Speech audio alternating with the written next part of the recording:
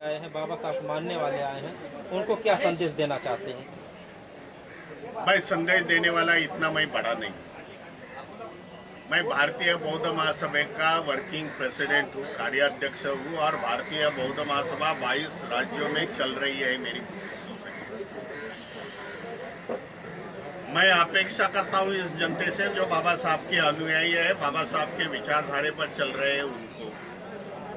भाई आने वाला समय बहुत कठिन है, इसका समय है। जिन्होंने बाबा साहब को विचार सरणी को बाबा साहब होते समय विरोध किया, बाबा साहब की क्रांति दबाने का प्रयत्न हुआ, उस समय की विचारधारा आज इस देश में कार्यरत है, देश में राज्य करती हुई है, सेंट्रल में और स्टेट में। और ये विचारधारा जो अंबेडकर मूवमेंट चल रही है, बाबा साहब के विचारों पर जो समाज चल रहा है, बुद्धिस्ट है, शेड्यूल कास्ट, शेड्यूल ट्राइब है, ओबीसी है, उनको पीछे लाने की, वो क्रांति को पीछे लाने की कोशिश आज चल रही है। इसके कई उदाहरण हैं। इसके लिए मैं समझता हूं आने वाला समय काफी कठिनाई का है।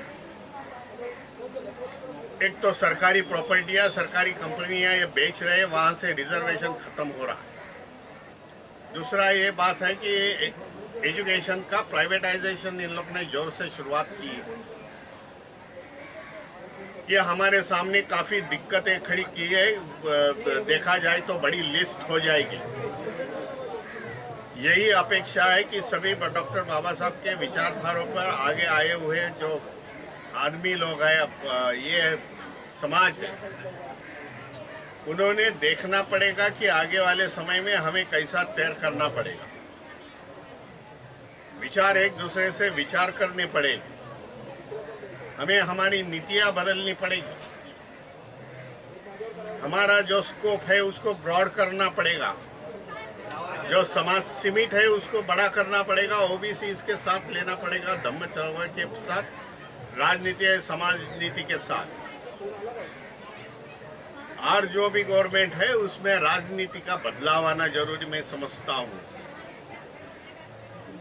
बाबा साहब के विचारधारा मानने वाले, महापुरुषों की विचारधारा मानने वाले समाज इस देश में राज करनी चाहिए, तो हमारे को कोई आगे दिक्कत नहीं आएगी। बाबा साहब ने हमें जो संविधान से मतदान का अधिकार दिया है, 1 वोट 1 वैल्यू, उसका सही इस्तेमाल होना मैं समझता हूँ जरूरी है।